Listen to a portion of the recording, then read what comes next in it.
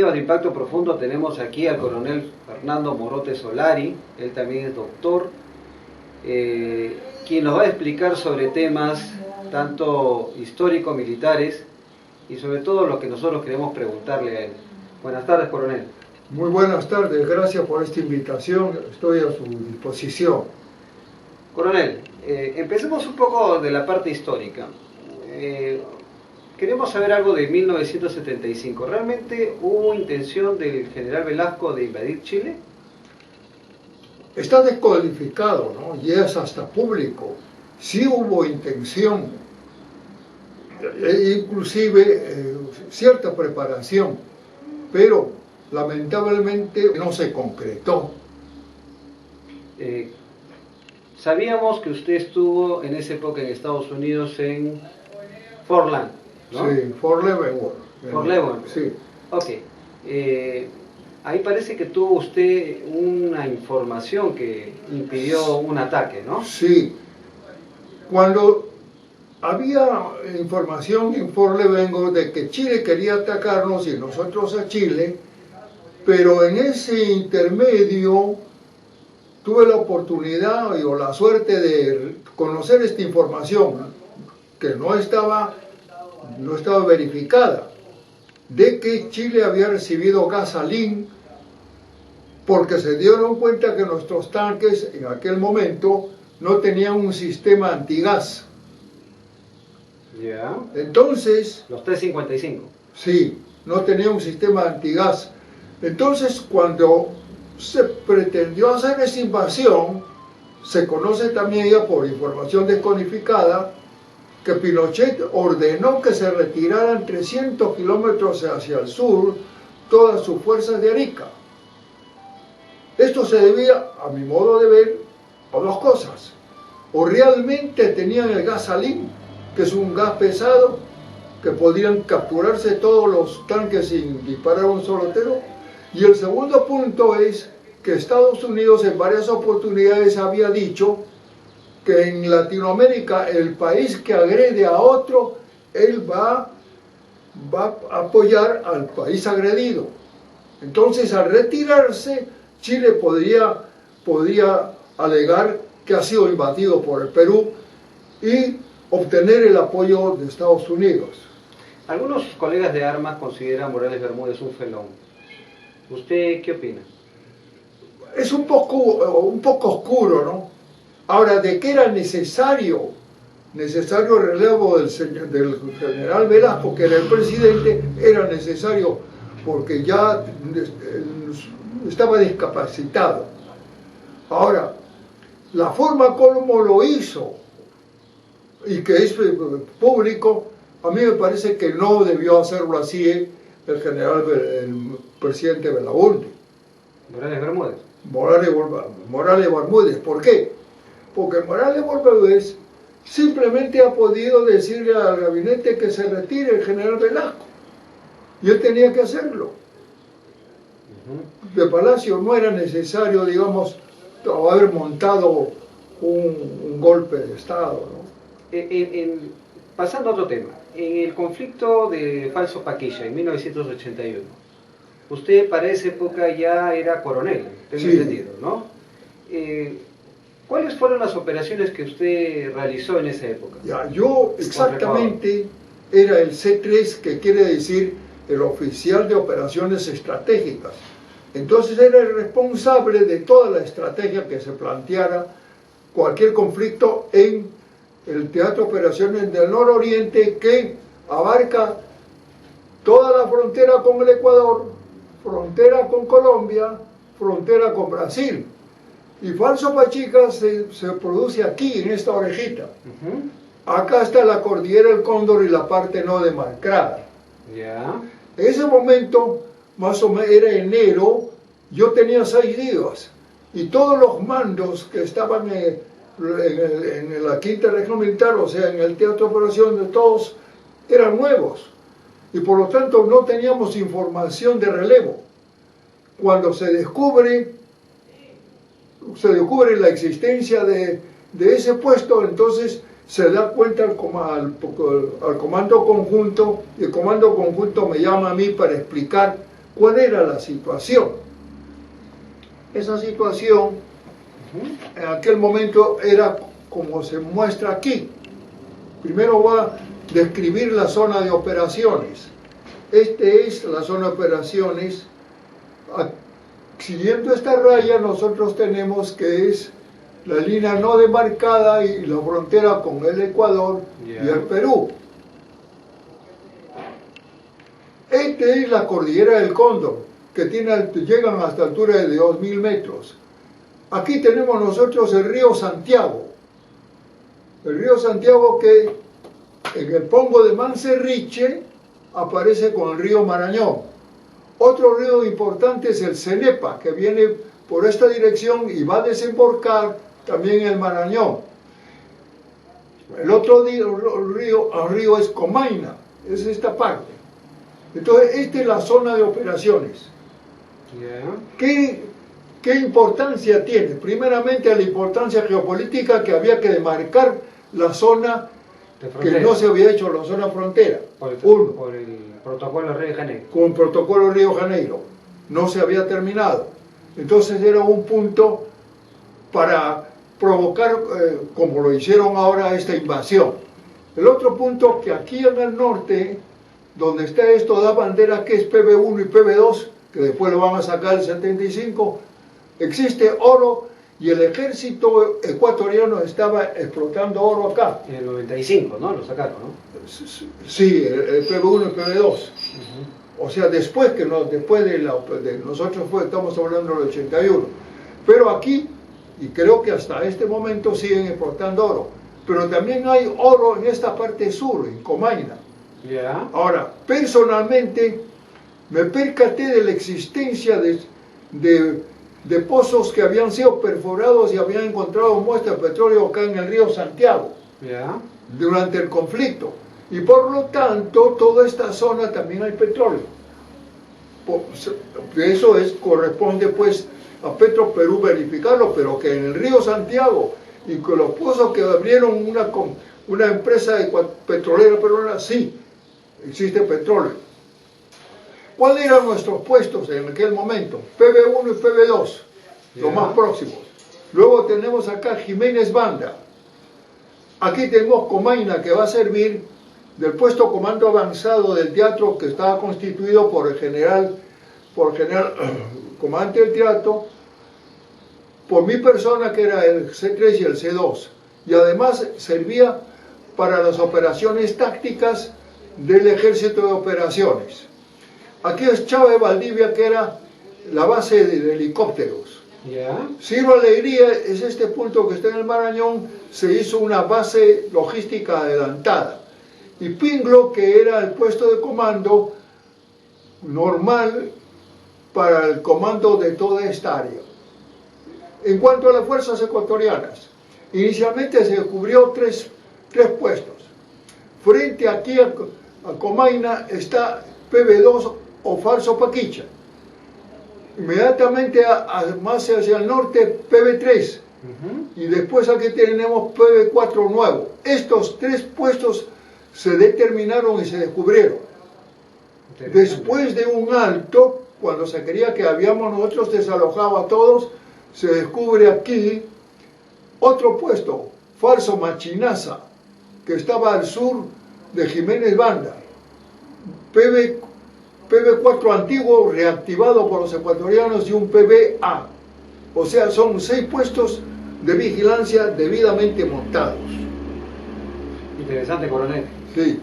Y cuando usted estuvo en este teatro de operaciones, se incautaron armamento ecuatoriano, ¿no? Sí. Y se hizo también una estrategia que usted prácticamente le impulsó, que era la aérea transportada. ¿Podría contarnos cómo fue eso? Sí, cómo no. Entonces, cuando se descubrió esto, todas las operaciones, una operación o una guerra, se inicia con el concepto inicial del comandante del teatro o el comandante de la guerra, de acuerdo a la magnitud.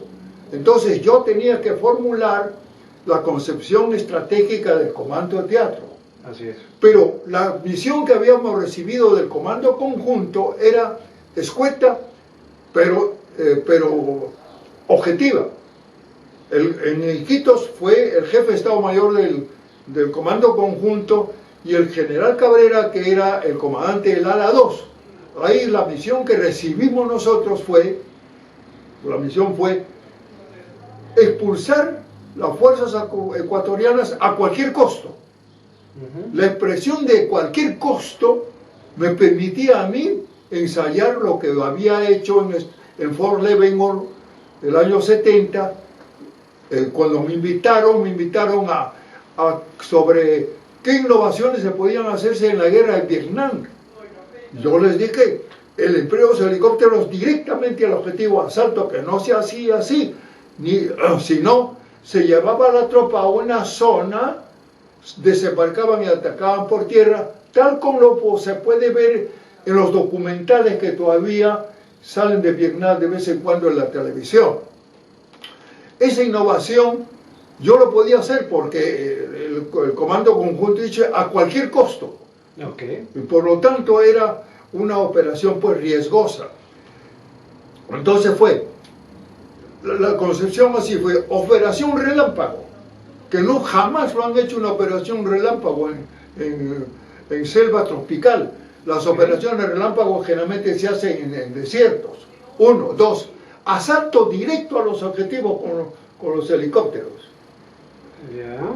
Y como hemos visto pues que abarcaba todo la frontera, más de 1500 kilómetros, toda esa zona debía comprarse la defensiva estratégica, o sea, ofensiva relámpago acá en la cordillera de Cóndor, y el resto de teatro de defensiva estratégica, que quiere decir que se pone en defensiva, pero por una defensiva las tropas peruanas podían atacar o podían retroceder o podían mantenerse ahí. Ahora sí. Dos preguntas que quisiera hacerle del conflicto del 81. En su opinión, ¿cree que al general Hoyos Rubio como al presidente Roldós fueron atentados lo que le sucedió? Según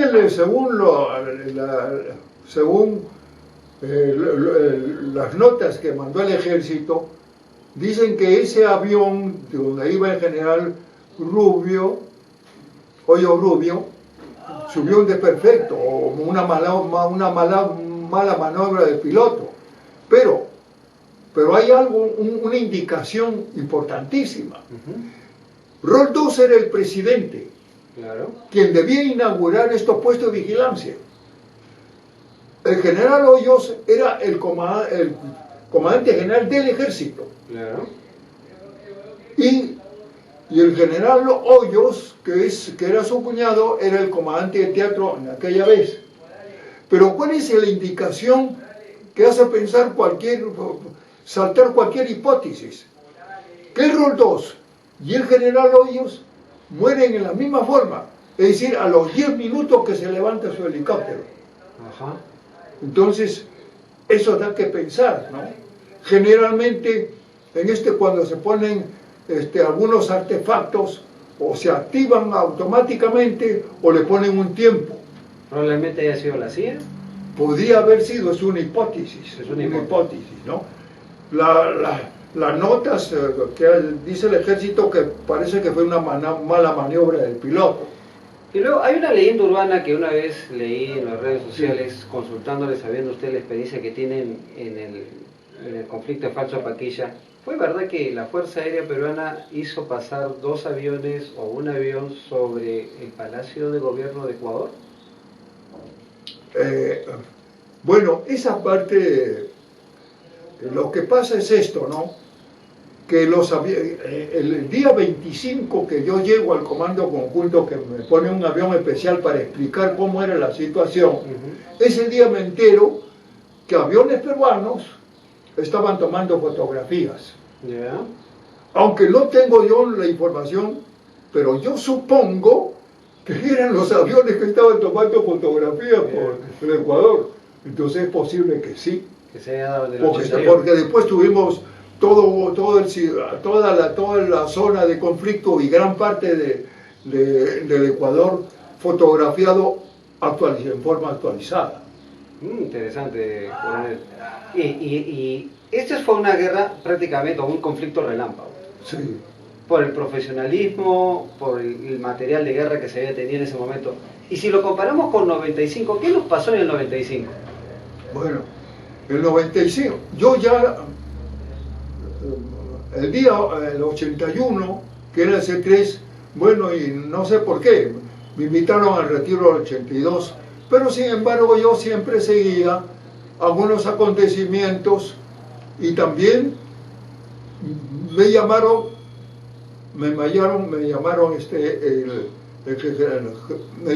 para que apoyara en el Estado Mayor los últimos días. Cuando miré la carta de operaciones... ¿De qué año? ¿El 81 o 95? Del 95, pero yo ya estaba en el retiro. Ajá. Pero había sido profesor de varios generales. Yeah. Y ellos me llamaron para que participara con mi experiencia. Yeah. Entonces, yo le dije primero que había que utilizarse los nativos para cargueros. Y luego la parte sur se podía usar como cargueros también todavía a algunos animales.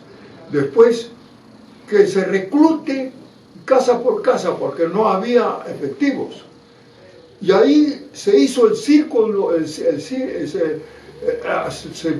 ubicó Tiwinsa y se hizo un círculo sobre Tiwinsa para pedirle que se rinda o lo destruyamos. Eso fue en la noche. Yeah. Pero también, cuando yo le dije, aquí falta más tropa, y el general que estaba ahí me dijo, ya no tenemos. O sea que estaba disminuido en cuanto a efectivo con respecto al 81, estaba disminuido. O sea, prácticamente podemos decir que el gobierno de Fujimori fue incapaz de poder mantener este conflicto. No solamente incapaz, sino esa noche que se le dijo ya, se ha acercado a Tiwinsa, que se rindan o lo destruyan, depende de ustedes. Eran como las 7, 8 de la noche. Y al día siguiente que voy para ver lo que había pasado, porque yo era civil, no puedo entrar al puesto de comando del comando conjunto porque me dicen que ya se ha solucionado diplomáticamente el conflicto. Cuando salgo veo en los periódicos que decían que el presidente Fujimori había ordenado alto al fuego unilateral. Pero el alto al fuego unilateral, en términos militares, es como decir, en términos deportivos, tiró la esponja. O sea, una especie de detención del concepto voluntario, pero un poco, digamos, en forma no expresiva. A su modo de ver, ¿ganamos o perdimos en el 95? Bueno, lo real, y es público, que no se expulsó a los ecuatorianos militarmente, Yeah. como se hizo en Falso Paquecha. Nosotros lo expulsamos totalmente y ya estaba listo para ponerse los hitos, porque diplomáticamente se concluyó el 81 en Falso Paquecha que los ecuatorianos debían estar en la parte occidental y nosotros en la oriental. El poder político no hizo poner los hitos. Entonces, aquí no se saca sino diplomáticamente a las tropas ecuatorianas. Y eso no es, digamos, no podemos considerarlo como un éxito, ¿no? Uno. Dos, después el tratado que se firma de Itamaraty es totalmente desventajoso para nosotros. Se quedan como propiedad peruana de Tiwinsa en los mismos términos que nosotros tenemos chinchorro, el chinchorro en Chile, de la misma forma. Después, tenemos que proporcionarle unas dos bases más que podrían decir, no son enclave, pero sí son espacios que uno puede proporcionarle a Ecuador si ellos quieren hacer negocio o mover sus embarcaciones fluviales por nuestro territorio. Por lo tanto militarmente que no lo sacamos y diplomáticamente que es desventajoso, no podemos decir pues que hayamos ganado esa guerra. Que hemos ganado, pero tampoco no lo hemos perdido porque se arregló diplomáticamente, ¿no? Pero desventajosamente para el Perú. Coronel, entonces vemos que usted como estratega ha dado una diferencia entre lo que sucedió entre 1981 y 1995, que definitivamente fue un cambio de estrategia y quizás, no sé, falta de experiencia de los oficiales de ese momento, del 95. Fíjate, hay una cosa. El falso Paquicha fue una victoria que asombró al mundo, no lo digo yo, sino que Estados Unidos, mediante el Comando Sur que estaba en Panamá, llamó a los pocos días que le explicaran cómo había sido ese asalto, el de transportada. Y después el Pentágono se dieron cuenta que la fuente fue en Fort Leavenworth, donde lo presenté, ¿no? Uno. Dos. Acá Ecuador tenía 15.000 soldados listos para emplearse en falso Paquicha. Pero para detener, como nosotros no teníamos tropa en esa parte, hice una operación de engaño, mandando las operaciones de cañoneras y mediante fuerzas mensajes y otros una argucia que estaban protegiendo esas embarcaciones, el desplazamiento de 10.000 soldados peruanos, y se detuvo a los 15.000. Eso también fue público, porque los ecuatorianos, los generales ecuatorianos, después de la guerra, preguntaron por qué no se había empleado los 15.000. Y el general del nororiente ecuatoriano, dijeron ellos, porque se venían 10.000 soldados peruanos al lago Agrio, que es lo que habíamos hecho. Entonces, como vemos pues, esa gran diferencia que hay, ¿qué pasaba con ya el 95, el 75?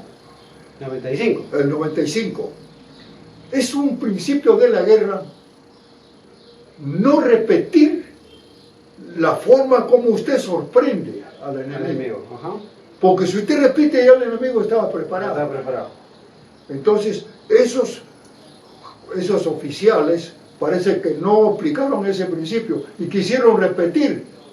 Ya los ecuatorianos estaban preparados con armas antiaéreas, entonces lo detuvieron. Me viene a la memoria algo, coronel.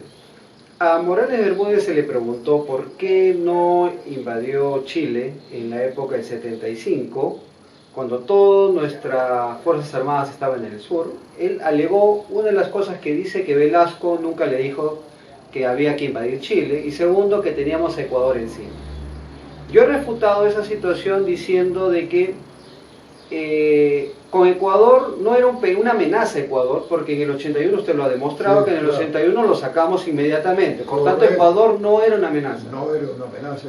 Entonces, mi punto de vista con relación a la respuesta del señor Morales Bermúdez es que no quiso invadir Chile y busca esa teoría de decir de que Velasco nunca le dijo, es para que en todo caso de repente limpiarse con la historia. En cierto modo, pero personalmente yo he analizado si era necesario o no hacer ese ataque, esa invasión. Entonces, aunque no me consultaron, porque yo era simplemente un comandante, pero a mi modo de ver, y lo comenté en algún sitio, que había que verificar si tenían gasolina. Y me dijeron que sí tenían esa información, pero que no lo habían verificado, si era realmente el gasolina. O era una operación de engaño para detenernos a nosotros. Pero lo más peligroso que había era que si nosotros invadíamos y Pinochet había retirado su tropa, los chilenos decíamos que nosotros los hemos invadido y Estados Unidos lo apoyaba a Chile. Esa parte debió negar el general Morales Bermúdez. Cosa que Pinochet en la reunión que tuvo con Kissinger en el 76 buscó el apoyo norteamericano. Claro. Un poco más y se le pone de rodillas a Kissinger Pinochet. Sí. ¿No? Sí. Entonces, en esa parte sí, aunque ellos no lo hayan pensado o de repente lo han pensado, no lo sé, pero sí era peligroso presentarnos como un invasor, porque ya sabíamos nosotros cuál es la mentalidad de Chile. Y algo más, años antes, en los comienzos de la República, se llegó en varias instancias internacionales en América que estaban prohibidos la guerra de conquista, antes de la guerra con Chile. Y ese es un punto que puede alegar Bolivia frente a su reclamo sobre salir al mar. Justo de eso vamos a tocar en algunas preguntas. Y coronel, cuando entrevisté al general Paco Moncayo, que usted lo conoce, que fue el estratega de la guerra ecuatoriana que tuvimos en el año 95, le pregunté sobre el soldado peruano. Él me dijo que era un soldado preparado, que era un soldado de mucha fortaleza, pero los que estuvieron ahí en combate, ¿no? Entonces, ¿usted qué opina? Muy bien. Fíjese usted, cuando estuve en Comainas, cuando vi entrar a los soldados a la zona de combate directa, me quedé sorprendido porque ellos entraban no como un combatiente, sino como quien va de caza. Bueno, el instinto quizás, pues, ¿no? Como quien va a cazar algo. Y bueno, me preocupé yo bastante, ¿no? Porque el que entra de casa está mirando hacia arriba y el combatiente debe estar yendo directamente, pero después demostró que eran unos soldados excelentes. No tenían, digamos, como usted dice queridamente, miedo a nada. Y algo más, eran inteligentes, porque ellos sabían cómo actuarse. Y estaban preparados, una parte estaba preparada, pero había otro grupo de soldados que no estaban preparados porque no habían sido instrucción y de noche se tuvo que instruir. Entonces, para mí el soldado peruano es uno de los mejores del mundo, porque también los entrené como hombres anguilas, por esa época, lanzamientos sin paracaídas a los ríos y a los lagos.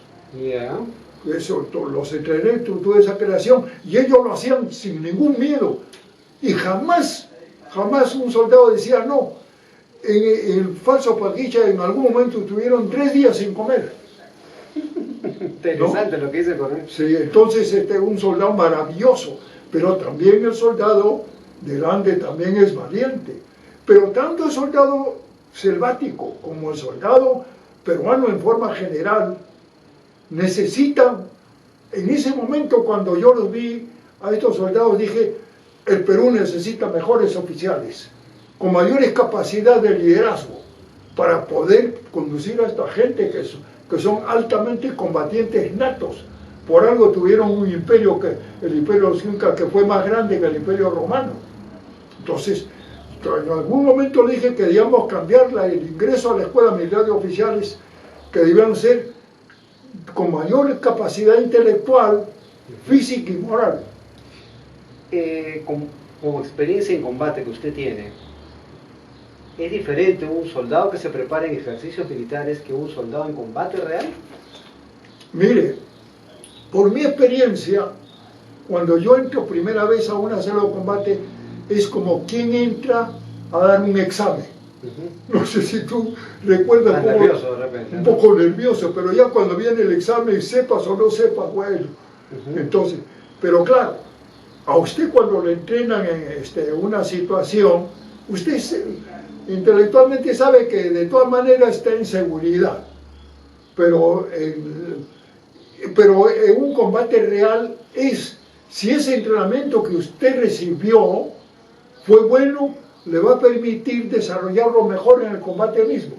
Y en el combate mismo ya es la clase perfecta para un combatiente, que es muy diferente entre el mejor soldado que solamente ha recibido entrenamiento que uno que ha estado en el combate mismo. Son diferentes. ¿Cómo ve al soldado chileno?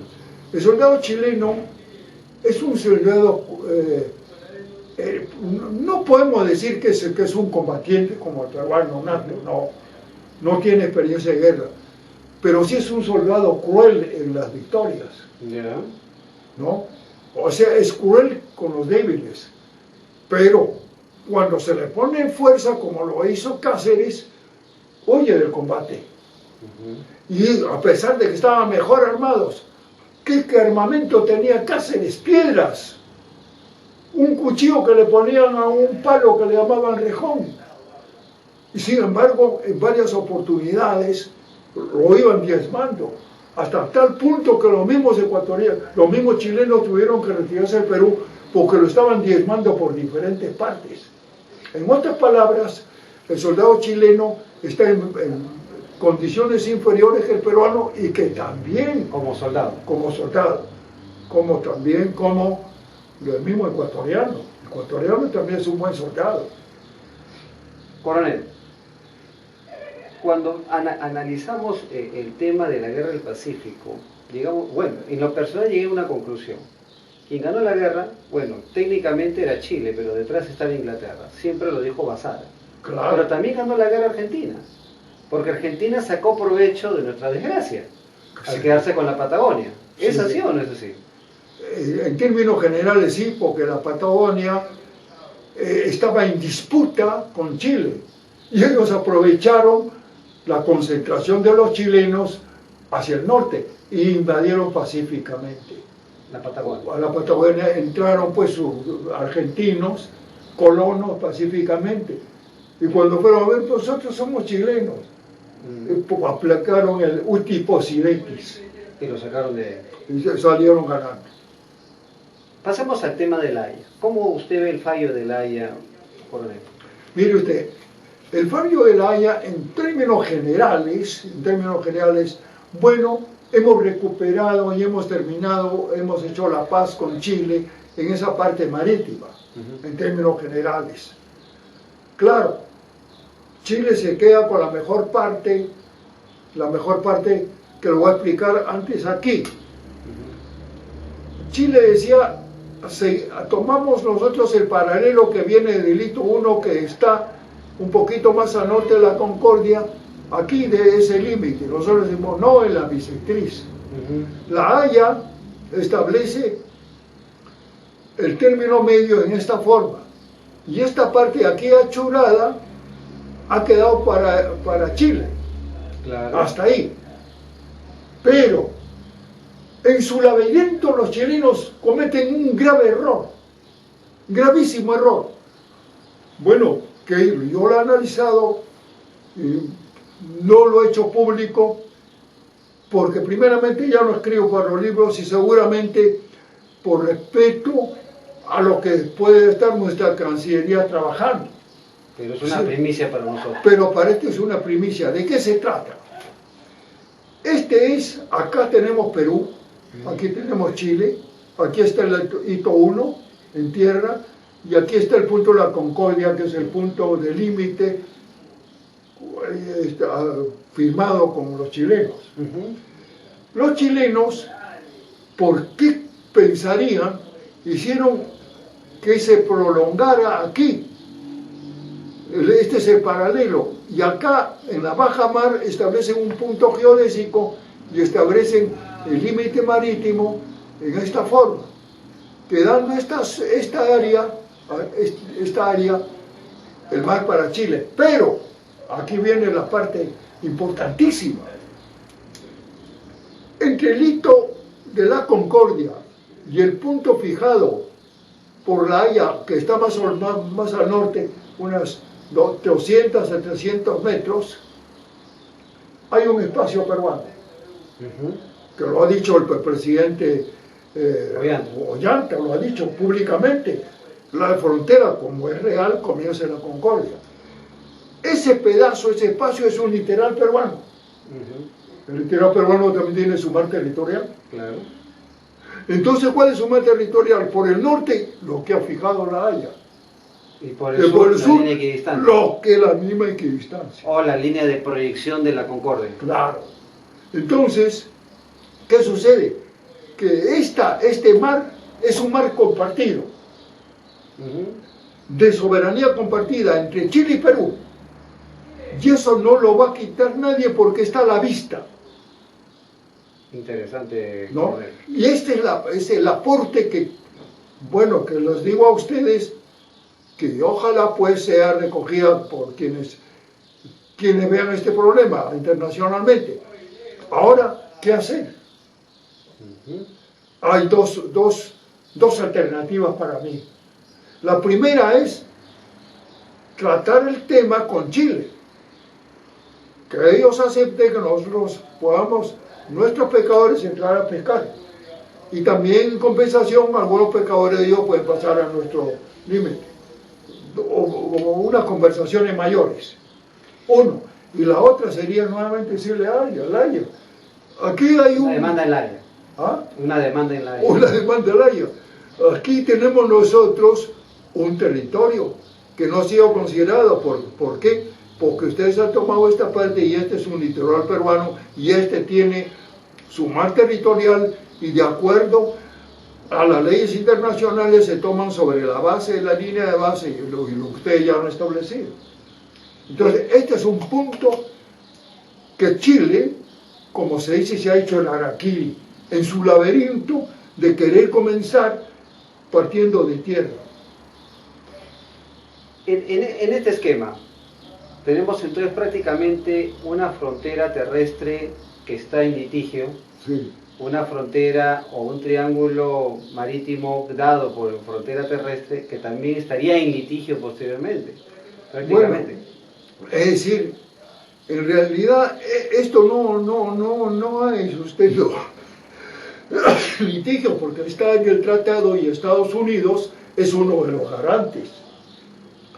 Pero Chile puede provocar, como lo quiere hacer provocar, que estamos en litigio. Chile lo que quiere demostrar que son litigio no está en litigio, ellos están provocando. Se han hecho el harakiri, porque este tiene su mar territorial y como lo digo, este es un mar ya compartido. No solamente tenemos derechos soberanos sobre... Chile no tiene la soberanía excluyente de Tarapacá y Areca. Tiene que consultarnos a nosotros. Definitivamente tiene que consultarnos a Perú.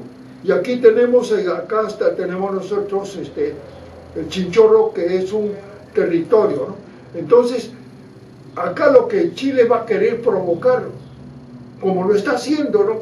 Que este triángulo es chileno, no es chileno porque están en los tratados firmados, sellados y con un garante que es Estados Unidos. Una pregunta que me vuelve acá. Cerramos la frontera marítima. Sí. Prácticamente hemos cerrado la frontera terrestre, salvo el triángulo terrestre que todavía está en discusión, más por los chilenos que por nosotros. Sí.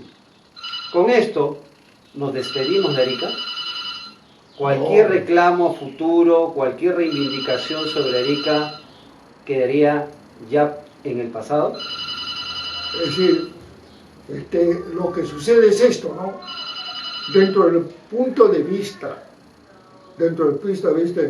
legal internacional, el haber firmado este tratado quedaría consolidado, pero también, como le digo, aquí tenemos un mar compartido, ¿no? Pero siempre esa soberanía que no tiene excluyente. Entonces, dentro del tratado de límites, digamos que está ya definido. Yeah. Pero a futuro pueden pasar muchas cosas. Primeramente que Chile se arma. Yo he dicho que Chile, por sus soldados y por los nuestros, y porque ya sabemos cómo actúa, nunca más va a repetir lo del 79 en el Perú. Pero hay algo importante. En este diferendo entra Bolivia. Pero justamente lo que quería entrar. ¿Cómo ve la demanda boliviana? La demanda boliviana, como le digo, primero están en su justo derecho, porque ellos ha sido una guerra de conquista. Ya. Y la guerra de conquista, por convenios, claro, no suscritos, pero sí acordados verbalmente, estaba prohibido en América la guerra de conquista. Yo estoy seguro que la Haya en algo va a favorecer a la demanda de Bolivia. Pero a su vez está diciendo también, bueno, a ustedes los peruanos también le han quitado Tarapacá. Queda abierto, digamos, la posibilidad de algún reclamo futuro, si quisiéramos. Yo tengo una teoría, y a veces la expongo. Los países no se aman, los países se vigilan, los países tienen intereses. ¿Usted lo comparte? En cierto modo es correcto, es esto, ¿no?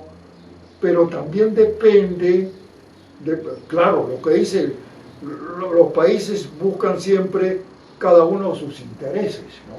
Lo que usted dice es correcto, mejor dicho es real, eso sucede.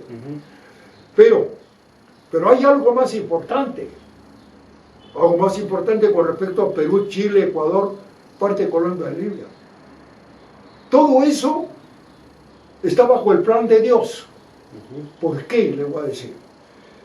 Porque te acuerdas cuando yo les daba clase a ustedes y le habían dicho que Mackinder señalaba el centro del mundo por Euroasia y que estaba equivocado. Claro. Digo que no, que es Jerusalén. Y comencé a medir. Y una de las mediciones hay del Cusco a Jerusalén y la misma del Cusco a México, México ciudad donde se fundó. Y la misma distancia al centro de Australia. No, todo eso quiere decir, para mí, en mi modo de ver, que el plan de Dios ya está hecho. Y además lo dice el Apocalipsis, que el Dios va a gobernar en el área de Jerusalén. Pero para gobernar en hermandad, tiene otro centro, un subsistema, y ese es el Perú. Y cómo el Perú puede desvirtuar, como puede desvirtuar la pregunta que usted me dice, que no solamente que las relaciones del Perú sean amigables y fraternas, se puede conseguir aplicando la filosofía armónica, que la conoce porque yo los he explicado. Si nosotros aplicamos la filosofía armónica, entonces todos los países confederados actúan en armonía. Y algo lo está haciendo China, porque China ha absorbido parte de la filosofía armónica, al declarar, y ya lo han puesto en su constitución, que van a una sociedad armoniosa. Pero China lleva buenas relaciones con todos los países que lo rodean y con el mundo, no pelea con nadie.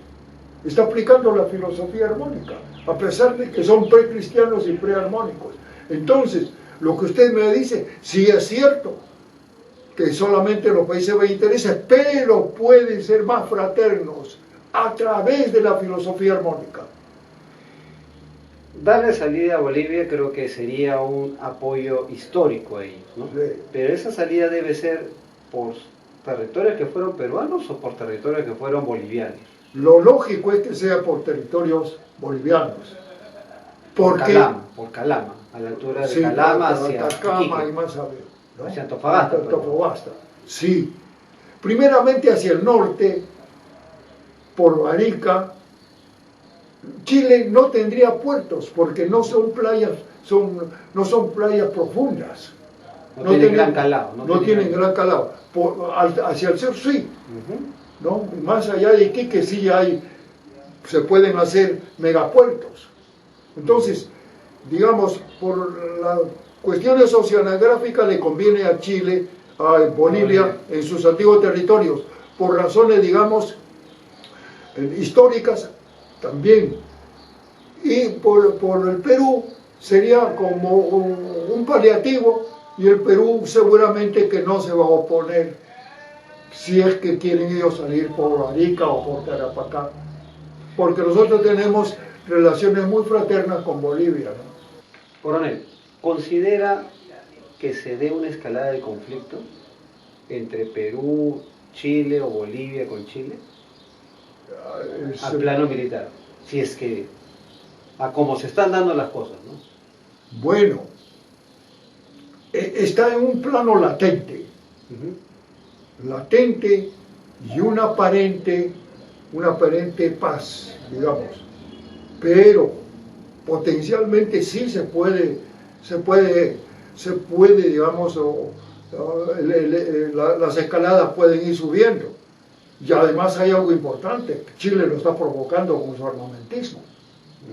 Y no solo eso, sino que ha hecho juegos de guerra diciendo... Salitre 2 le puso. ¿Ah? Salitre 2. Sí. ¿No? Que decía así, inicialmente vamos a atacar a un país Tarapacá del Norte porque no cumple sus tratados. Hizo intervenir a Francia. Brasil, Francia, Argentina y Estados Unidos. Y técnicamente es una declaratoria de guerra. Y últimamente ha hecho unos ejercicios, juegos de guerra, poniendo la base de La Joya. Han organizado una maqueta. Ese también son, digamos, acciones provocativas. Pero como le digo, el Perú no puede caer en una provocación, porque ya sabemos cuál es el pensamiento americano. Y lógicamente van a seguir los demás, que el que hace la invasión va a ser sancionado militarmente por ellos, y el invadido va a ser apoyado. Entonces, esa parte Chile va a tener que pensar dos veces.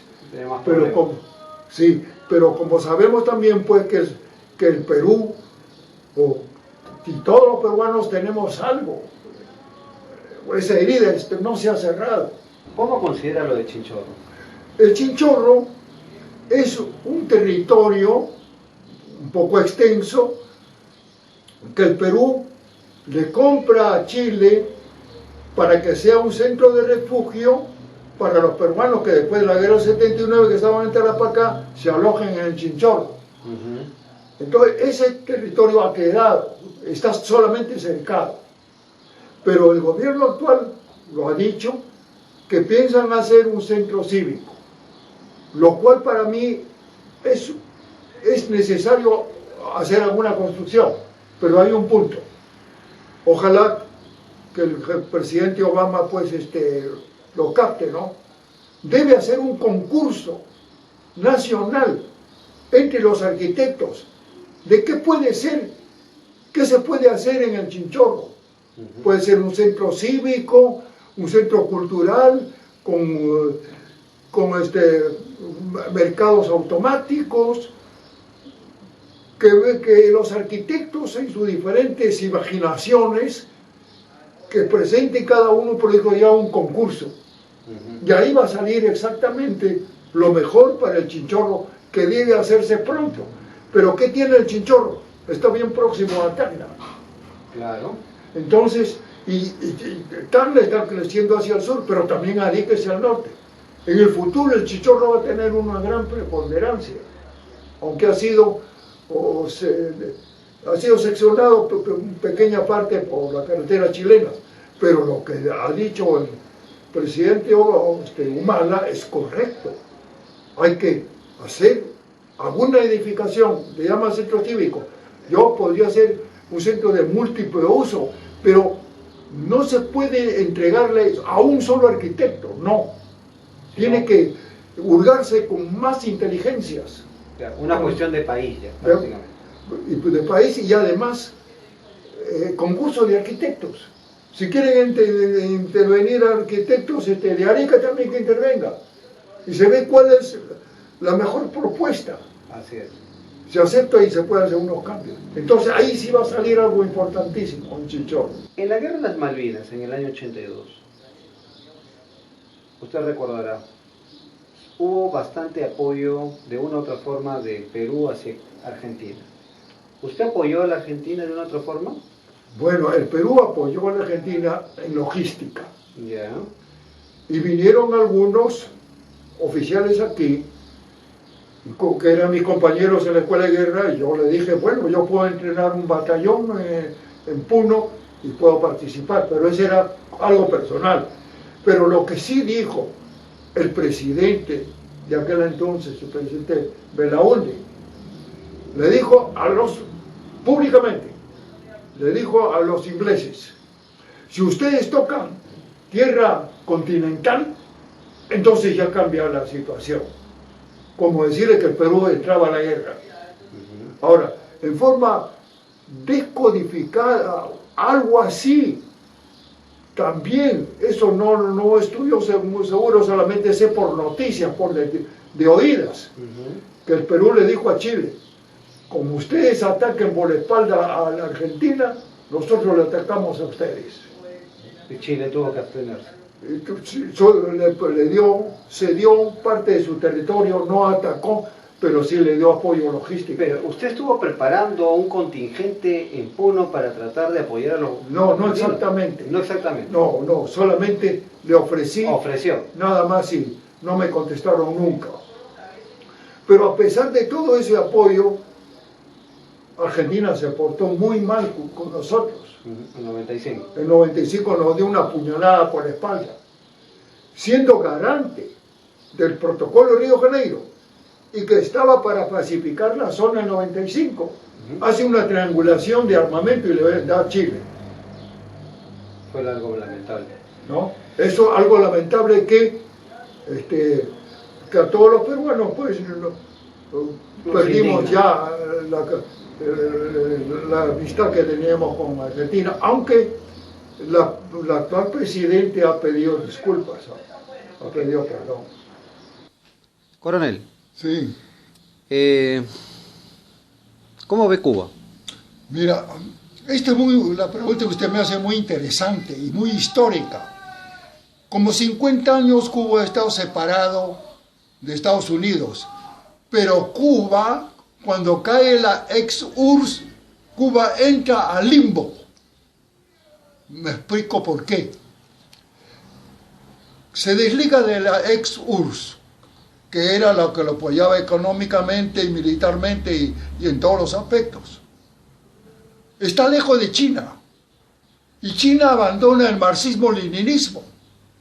Por lo tanto, ellos no pueden seguir diciendo que son marxistas-leninistas hasta el fin de sus días, como expresaban. O sea, está separado de China. Y quedaba mirando solamente a Estados Unidos. Los miraba y nada más, pero antes lo había ofendido a Estados Unidos. Por lo tanto, Chile o Cuba estaba en el limbo, internacionalmente hablando. Barack Obama, y todas las informaciones que tenemos, en gesto histórico, está reivindicando a Cuba. Entonces, ese gesto histórico hace que Cuba va a volver y va a dejar ya el limbo y va a entrar dentro del grupo de naciones latinoamericanas.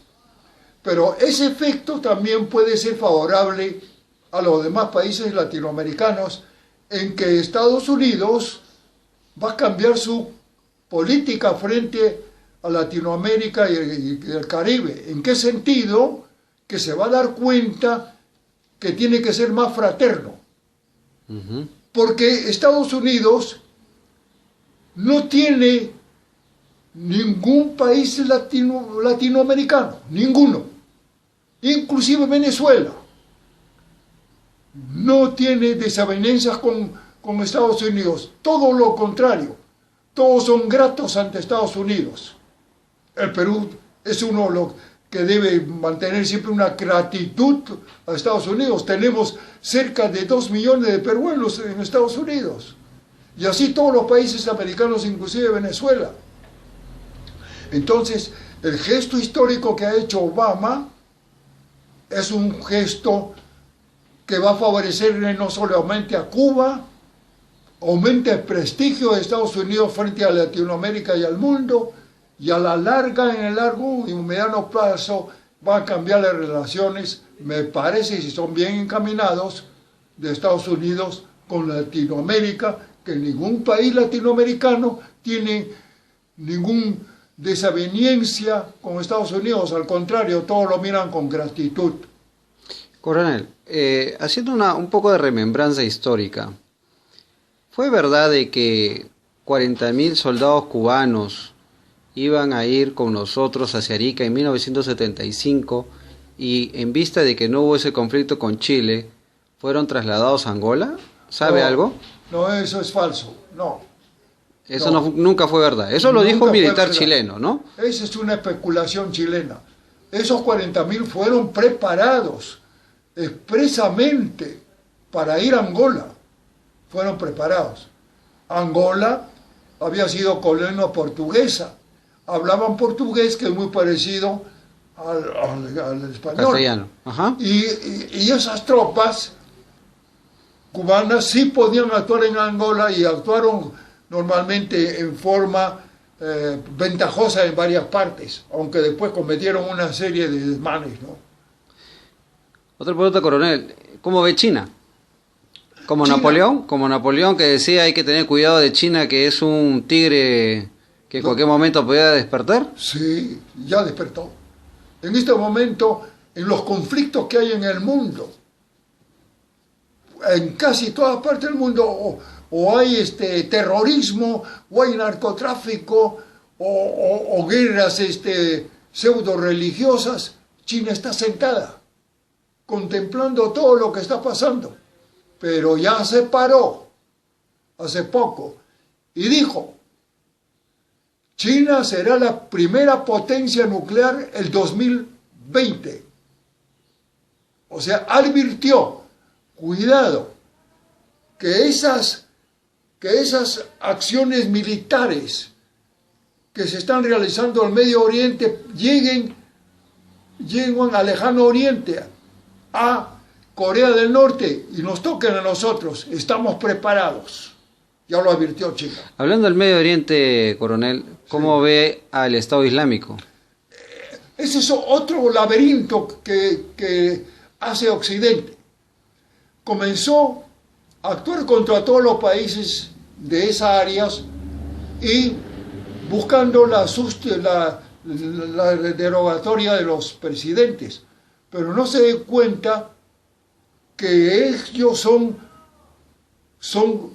en cierto modo fanáticos por una religión, y un grupo ha desnaturalizado esa religión y aparece extrañamente entre Siria e Irak, que están en conflicto, un país islámico con cierta potencia, y tiene potencia económica, y que en este momento pues lo están bombardeando, pero bombardeando varios países, una coalición.